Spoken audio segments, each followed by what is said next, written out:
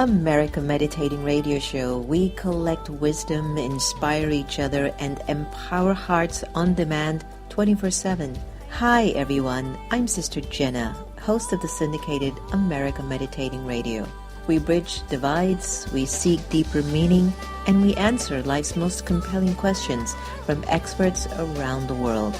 Because in a world of uncertainty and division within and out, we will need answers right here, right now.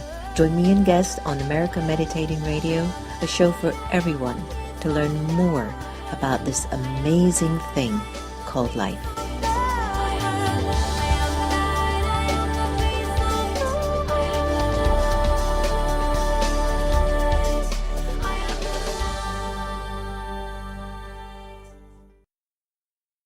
Do you like to meditate? Have you tried to meditate?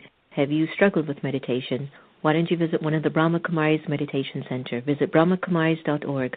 I was 11 years old at my first national championship. I fell I don't know how many times. Michelle Kwan is the most decorated figure skater in U.S. history. But I had a dream. My dream came true because I dedicated myself. Dedication made Michelle Kwan a champion. I was passionate about something, and I made sure that I worked hard for it. And dedication can make your dreams a reality. Whatever your dream and goals are, they can come true. Dedication. Pass it on from the Foundation for a Better Life at values.com. Hi everyone, this is Sister Jenna. You are listening to the America Meditating Radio Show, and guess where we are? At the beautiful Meditation Museum in the nation's capital. I keep inviting everyone again and again and again. You don't want to miss coming off of a busy road, stepping into an oasis of yourself and feeling the divinity that's just sitting there, calling you, waiting for your attention because you're so busy being stuck in traffic in Washington, D.C.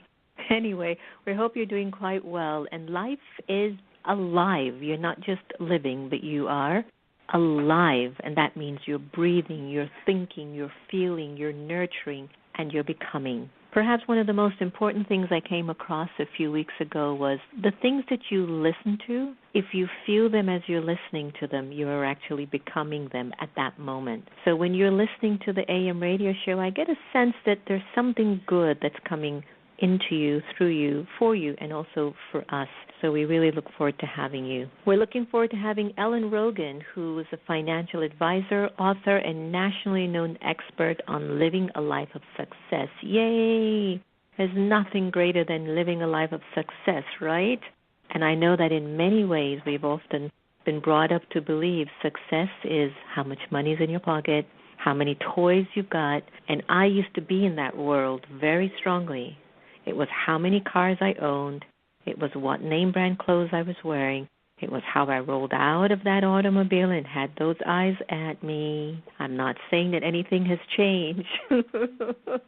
Okay, now I'm not driving anything fancy, and I don't have a name brand outfit. And, of course, it's not about the eyes looking at you. But now my new definition of success, how many people do you love and how many people actually return love to you just because of what you've contributed in their lives. I'm going to be looking forward to talking to Ellen shortly, and we're going to get our sweet Sister Gita on the air right after this beautiful song by Lucinda Drayton that we do have a lot to learn, and life is really coming to a point of the learning game is increasing, and we're becoming better.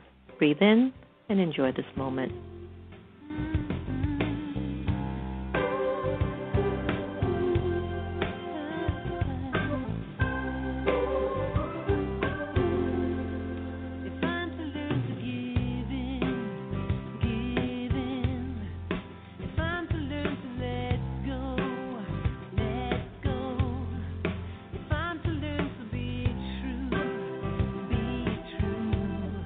If I'm to learn to love me,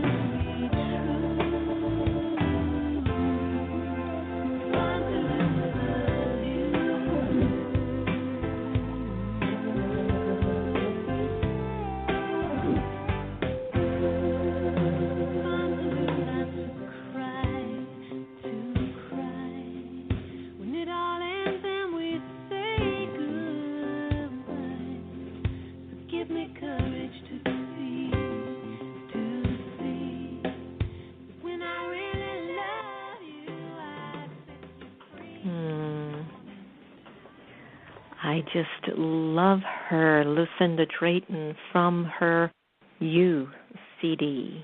We've got a lot to learn, and that is true.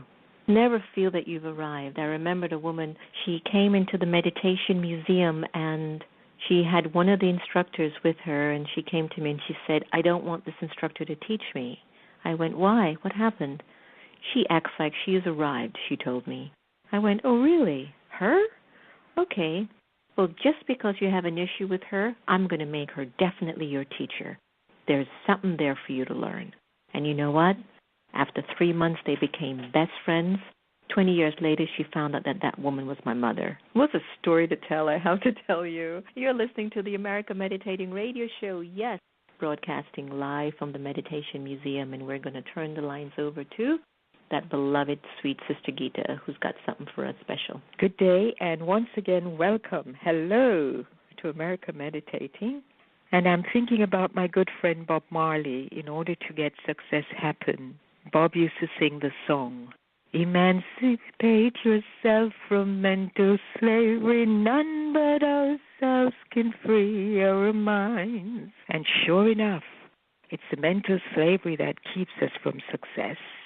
So here we go. Everything is done according to the right method. When this happens, there is success.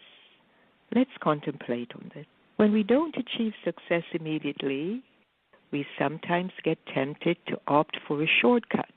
Although we might achieve something temporarily, in the long run, it won't be beneficial and sometimes has the opposite effect to the one we desired. The application.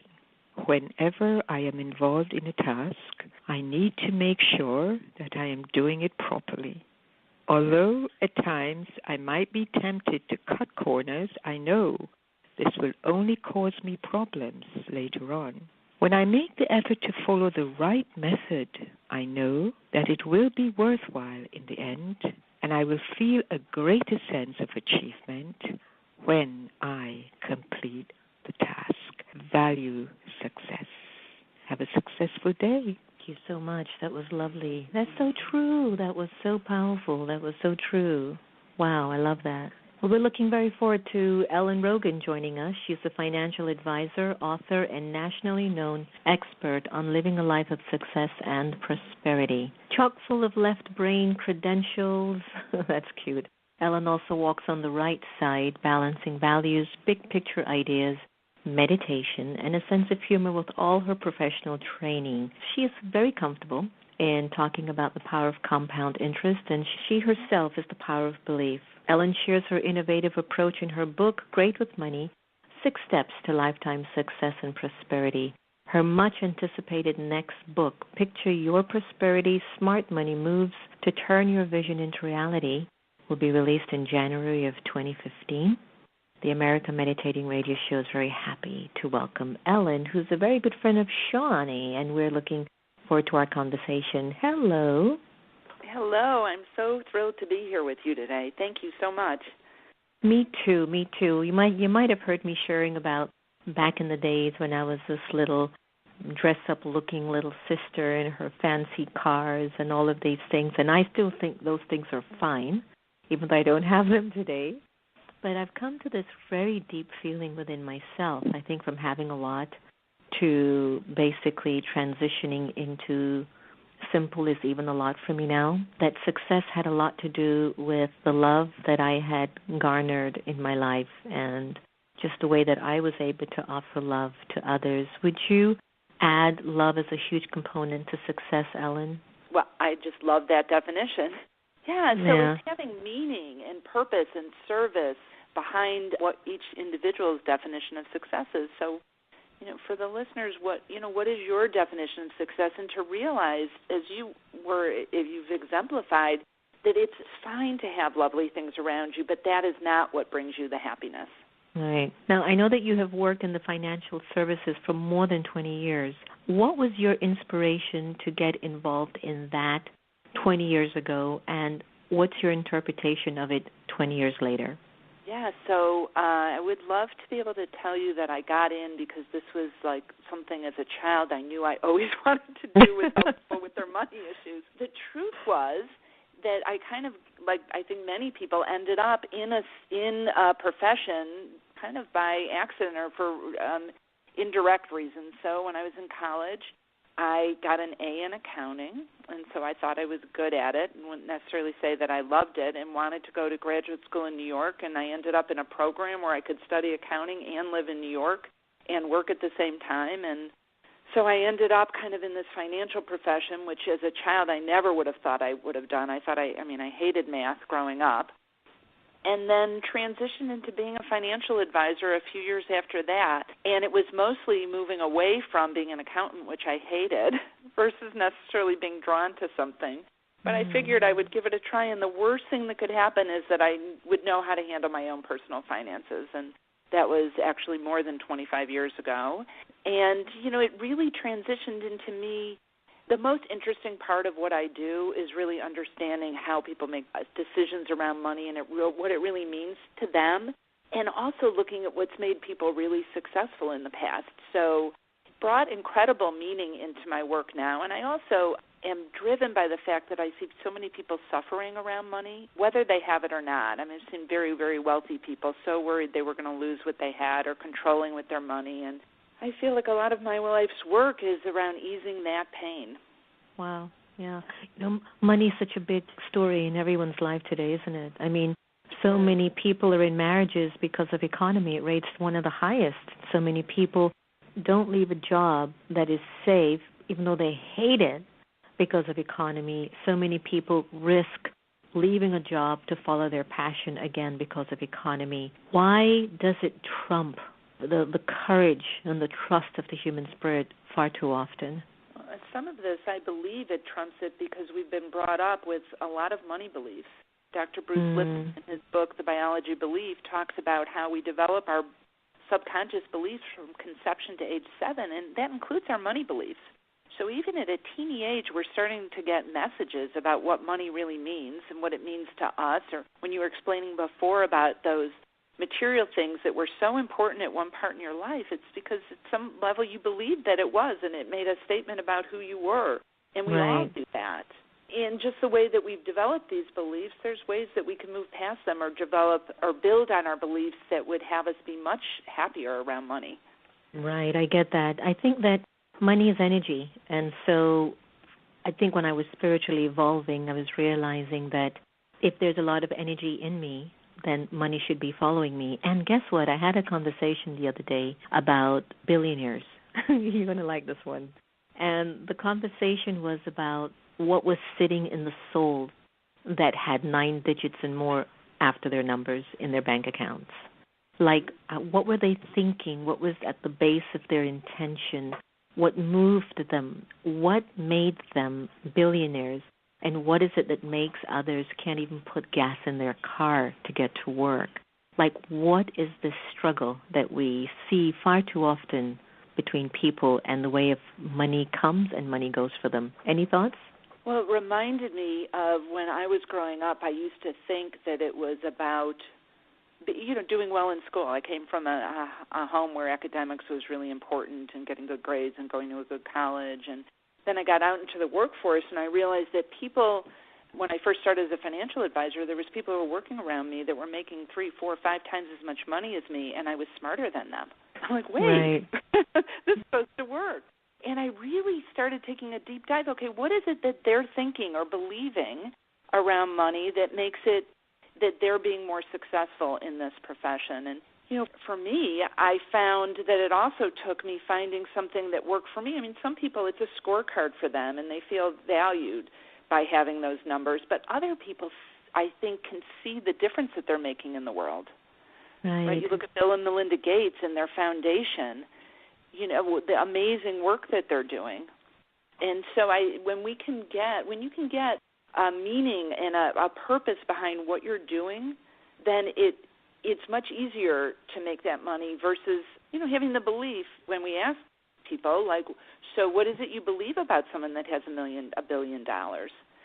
You're not going to always have someone think of Warren Buffett or Bill and Melinda Gates that are super generous. You might hear them say stingy or greedy, or they must be liars, or that's all that's important to them. And if that's what you believe, how could you ever accumulate money. Right. That's what you believe happens. Cool, that's so true, because it's still something that I'm exploring at a very deep-rooted spiritual level. And one of my very ancient, wise wisdom keepers told me that when there's this energy of purity sitting deep in the subconscious, the energy of purity tends to be an attraction to wealth. Like it just comes, and all you've got to do is just passionately love what you do, and then the money will follow. And I've thought about that a lot, and it's not like they haven't gone through ups and downs. We have journeyed with them in their story. Now they're at that point that they've just got billions in their story. So I keep questioning this whole concept as to how does that energy get in there? I mean, is it just because of their love for what they do? I can definitely see that with Oprah. I can definitely see that with Bill. I can definitely see that with Warren. So is it that we need to, as a civilization, find the things that we love so that energy of love can just co-create beauty and attract absolute prosperity? Wow, who wouldn't want that? I mean, even if it doesn't, like, why wouldn't you want to do that? I think it would bring that, for sure. It just, even you talking about that feels so amazing. I would also add that I know my business really increased substantially once I got really clear on how I was being of service to people. You know, what was I really adding and contributing to others? And, you know, for me, I can say when I'm a financial advisor, I can ease people's stress level around money. I can calm them down. I think that's one of my business superpowers, is I can make people feel really calm around their money. And when I started to focus more and more on how I can serve versus how much money am I going to make and, you know, what my revenues are and all those left brain number side of things, my business increased 40% in 1 year, and it was a down market, which is typically not good for my business. Right. So I would add, besides coming from a place of love and passion, and how beautiful to be able to love what you're doing, to see how you're serving others in the process as well. I like that. Now, is that a part of your philosophy when it comes on to personal prosperity? Because you come from a pretty traditional background in finance, and you seem to also carry a kind of a philosophy when it comes to personal property. Would you be able to share that with our listeners, what some of those might be? Oh, for sure. So I see that a lot of financial success also comes, as we talked about, from your belief system and your thoughts around money. And what we think and what we say has a huge impact on what shows up in our lives. And when people come from a place of scarcity thoughts and worry, and they're focusing on what they don't want, that either brings them more of what they don't want or brings them incredible stress around money. And when people can be when you can be in a place of abundance and focusing on service and everyone winning, not like if I win, you must lose, not aggressive competition, but a place where prosperity can be for all, then it feels so much better. And when we're calmer and feeling more positive about our money, it's so much easier to draw that to us and also opportunities. Right. As well. And I'm going to be an angel advocate because we know the world pretty much functions on this quotient of like the haves and the have-nots, and the haves are such a small percentage of the story makers at this time. And the system seems to be running based on that formula. Do you believe in a functioning where we will reach a point in life there will be like a sort of a bartering system, or everyone will have enough? No one will be deprived. Today there are 3 billion people in the world that actually cook with an out stove. One little fire with one pot they cook. We have 4, 5, 6 burners in our kitchen and 2 kitchens. And then I'm thinking about 3 billion people, and millions are dying because of the smoke inhalation that takes place. And this is a UN report that was offered a while back. So I pull myself back, Ellen, and I think, what can we do? Is there a way that this form of funding and prosperity can be a shared interest for all to be able to not suffer under God's roof? Well, there's an opportunity that's arising. The financial services industry internally talks a lot about a transfer of wealth that's going to be happening. Right. From now till about 2014, it's estimated just to women that $45 trillion will be transferring to them through inheritance, and there's an incredible opportunity there. So let's just say that number is way too high, and let's say it's $25 trillion, which is an enormous number. That's like all the billionaires in the world added together, all the revenue in Africa in 1 year, all the money spent in 1 year on military. I mean, $25 trillion is an enormous number. If just 10% of that were used to make a difference in the world hunger would be ended.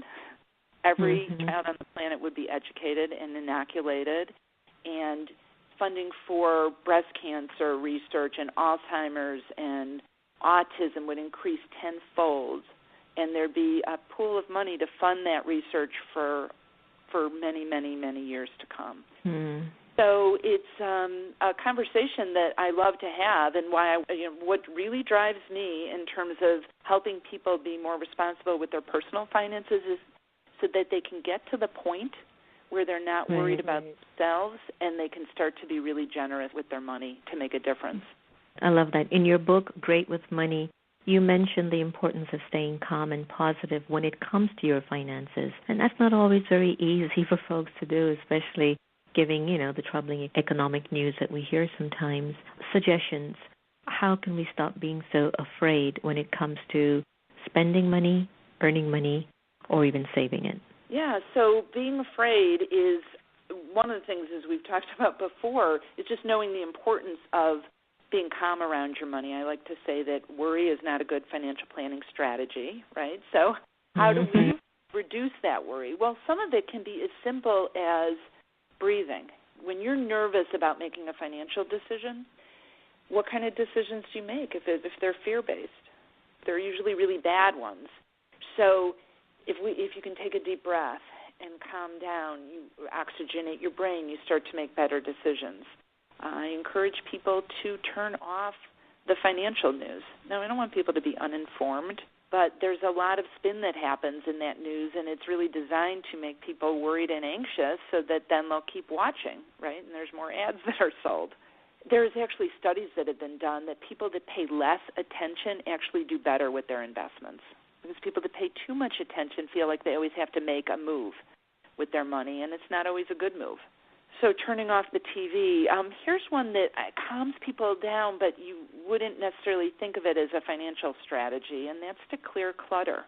So when you have clutter in your life, whether that's paper clutter or actually mental clutter, it keeps your attention scattered, and it doesn't allow you to be as focused on what you want to create as you'd like. So clearing clutter is a really great way to calm you down. I know during the last financial crisis when things were out of control, the markets were spinning, and there was nothing I could do personally about that.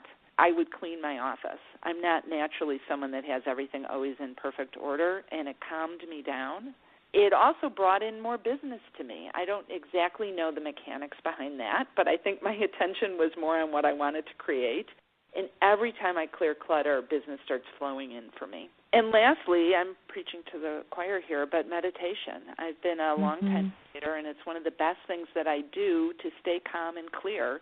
And the more calm and clear you are, the better financial decisions that you'll make.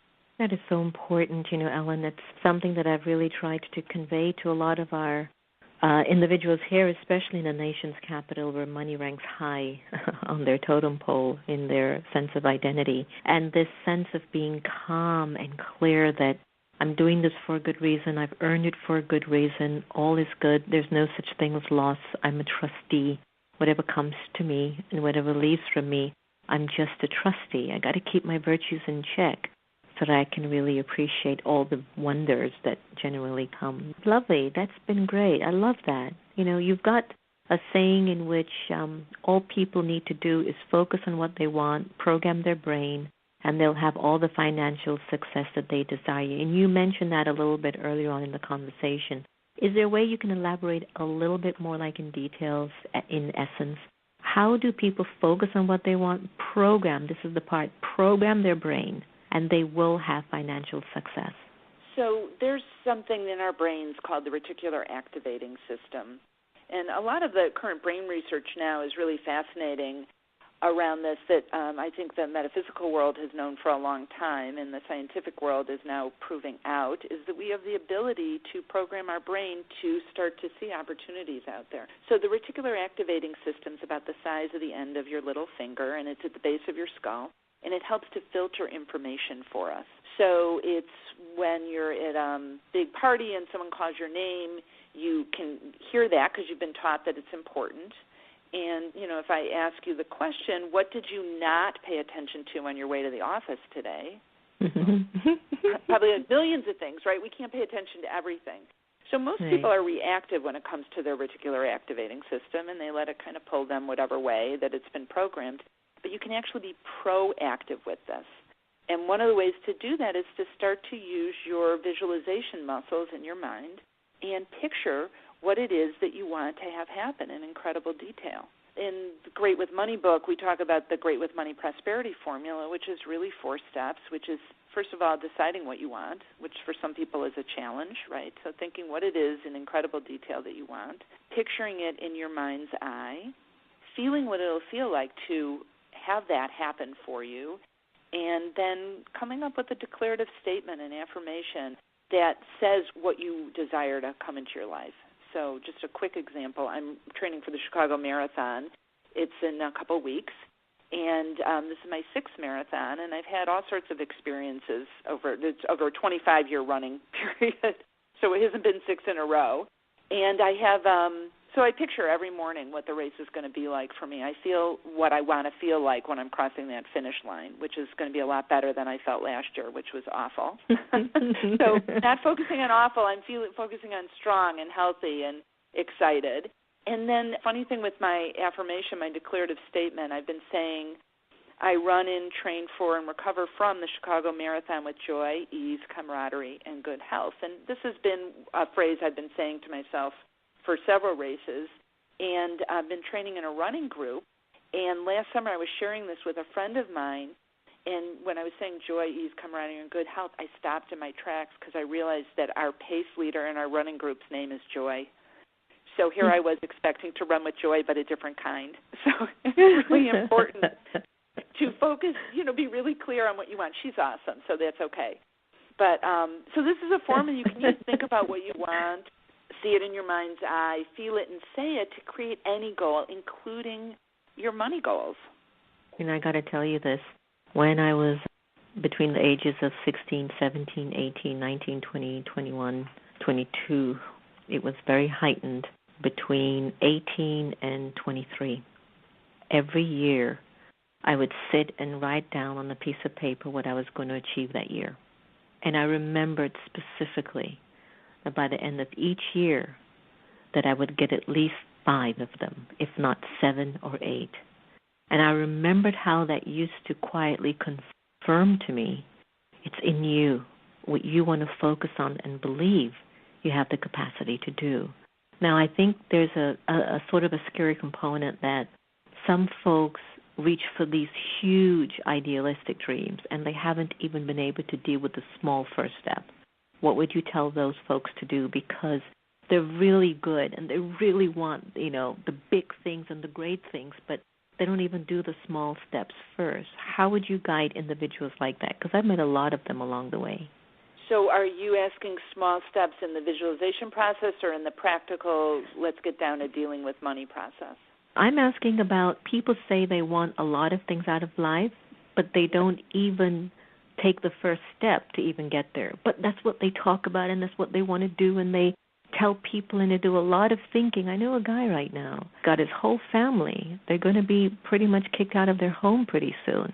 He talks a lot of big dreams and big thoughts, and he goes out to dinner, and he uses a credit card. He charges up on a credit card, but he can't buy a gallon of milk for his family.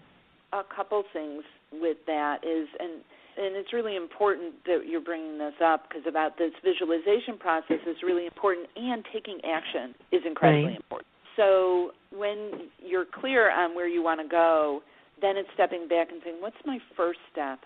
At the end of visualization process, what's the first most important step for me to do to get into action? On the money side, when I think of small actions people can take, it's setting up some kind of systems for yourself, if it's a credit card situation, to get that credit card paid off. If it's starting to save, it's saving on an automatic basis. I mean, when I look at, from a practical level, the people that are most financially successful, they're people that are living on way less than they earn. I mean, I know that sounds so obvious, but it's not what most people do. And it doesn't matter. You don't have to earn like Bill Gates. You can earn I've seen people with very, very modest incomes who always save every single paycheck. They save something. And those practical steps are truly important to get you ahead financially. Right. It's just that I've met so many people. They live beyond their means. That's really what it is. And there's this conditioning for some folks, and I don't know if you've bumped into a few. They're so inspired by the Bill Gates and by the ones who are there up front with the good life, by the Ellens and by this and that, and yet to really find their passion and to move forward, that just seems to not be in their framing. There's a young boy that used to come to the ashram, and I had organized for him to stay with one of our spirit homes next door to it. He's in a $1.5 million house, and I had him just stay there for free just so he could get his life together and work, get a 9-to-5. He's a financial consultant. He couldn't even pay and put gas in his car. For him, he thought working 9-to-5 was for the birds, but he couldn't put gas in the car. So I feel like there's something missing in your framing as to what's going on here. You don't have money to even eat. You've been given an opportunity to stay in a beautiful home to get your act together, and 9-to-5 is for the birds. And I've heard this from him, and I'm saying there's no way you'll ever find your success. But on his Facebook, he's always taking pictures with all the billionaires and millionaires of the country. It's a very interesting case, you know? You know what's coming up for me when you're telling that story? Yeah, tell me. What just came up is thankfulness and gratitude for where you're at. Because there's a not being present in that story. Like not being present. So, wow, if someone put me up in this gorgeous home without having to pay for that, I'd be like, oh, I'm so grateful. And every day there is always something that you can be grateful for. And the more you focus on what is working, the more of that you'll draw to you versus this wanting. Sometimes this feeling of want is actually, the word want means lack, not having. You know, I want something so bad. Well, you're always in the state of wanting, right? So I've caught myself when I've had like this big desire, like, oh, I want this so bad. I want their book deal. It took a year and a half longer than I thought it was going to take. I'm like, oh, I want this to happen. And the second I was like, you know what, things happen in divine timing. It's not supposed to happen right now. I'm grateful for where I'm at. I have a great co-author, all these other things, and relaxed, then things started to move. That's what's coming up for me with those stories is, okay, how can you be more present, more grateful for what is right now? I agree with that because I do believe that those particular cases that I've mentioned to you have been individuals that have somehow not had the karmic humility to appreciate the good that they did attract and that the good was actually trying to get them back on track. But there was something within their storyline of their interpretation of themselves or their interpretation of their worth or some conditioning that they defined as success. It just threw their whole things off. And today I still see them struggling to find $1 in their pocket, and it's been years. But anyway, I want to move on to like a whole beautiful other aspect of a story, such as when you meditate, Ellen, how does it feel? Wow, it's such a gift. So I've been a regular meditator for more than 10 years and always once a day, and I know when I do it twice a day, it's so much more awesome. I just don't always do that. What happens is it's such a calming, what it's done, it's helped me clarify when I'm not feeling that way that I need to do something different and how much more efficient and effective and creative I am when I do meditate. I mean, I know that the synchronicity in my life exponentially increases when I meditate on a really regular basis.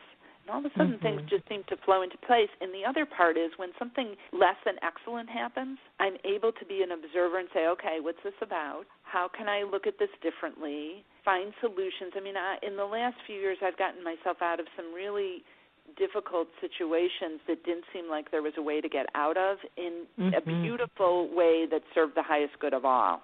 And I know that it's because I got the clarity and presence from my meditation practice. And I thought I was the only one going through that in the last 2 years. Oh, sounds good. I have company. Yeah. If something always happens for us, as Byron Katie says, not to us, okay, then, exactly. Then turn great. Okay, what am I supposed to get? Just turn it around. Right. You know, I do believe it, and there's an interesting dimension that happens when you just let it all go. It's like it all starts to then flow. You know, it's like all of that resistance or pain or fear or questioning of your capacity that was holding itself quietly tucked in your subconscious and was pushing away your fortune. Once you said, that's it, you know, God, I'm letting this go. It's done. It's anyway, it's up in your hands. I'm okay. I've got food on my table. I've got clothes. I've got love around me. Okay, I'm good. Then all of a sudden it comes tenfold, as if it's saying, always remember, it's not about you. You've come with a story, and the story will unfold in front of your eyes. Just be open. Everything is accurate. I have loved our conversation. Oh, me too. Thank you so much. I feel so great. Thank you. Oh, it's been so sweet. I could see why Shawnee connected us, no doubt. So we could see how these relationships connect the dots and really the beautiful story unfolds. Before I let you go, I want you to share with our listeners what's Ellen's favorite life quote that she's living by currently. And if people want to learn more about the work that you're doing or get in touch with you, where should they go? Okay, so my favorite, I would say it's an adage, I don't know if it's a quote, is what goes around comes around, and it serves me in every part of my life. I love that, and my kids are so sick of hearing it. What goes around comes around. So listeners can go to my website, which is ellenrogin.com, ELLENROGIN.com, and there's all sorts of free resources there. And then as a special gift, they can also go to myprosperitygift.com, and there's no cost for this, but there's 7 short audios that go through the 7 sections of the Great with Money book, and there's actually a prosperity flow meditation on there as well, and that's myprosperitygift.com. Oh, that's beautiful. Ellen, thank you so very much for being on the air, and wishing you continued prosperity, happiness, love, light, bliss, and a lot of smiles. Well, thank you so much. What an honor. Thank you so much. It was lovely. Take care. I'm sure we will connect again soon. Bye-bye. So prosperity, have a focused plan, everyone. Make sure that you are pretty much consistent in holding that thought as often as you can. Don't let your success slip away just because you weren't prepared. Sometimes I feel success is all around us. It's just that we don't focus on it in the right way. And the left brain and the right brain, they need balance, and they need to be in a very healthy and normal marriage. You were listening to America Meditating Radio Show, and I'm your host, Sister Jenna. We had the wonderful Ellen Rogin on. If you'd like some more information on Ellen, go to her website, Rogin, ROGIN.com, and definitely enjoy some of her gifts.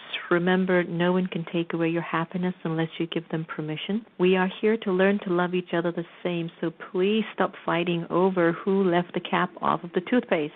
It's just not worth it anymore. And hey, please join in the Om Challenge. We want you to set your intention, breathe in deeply, see if you could chant Om in one breath for 60 seconds, and when you're done, nominate someone, stop your video, send it on your Facebook or Twitter and tag it, and then send it on to the Om Challenge Facebook and Twitter account, and let us know how much fun that was and that you were contributing towards inner peace and world peace.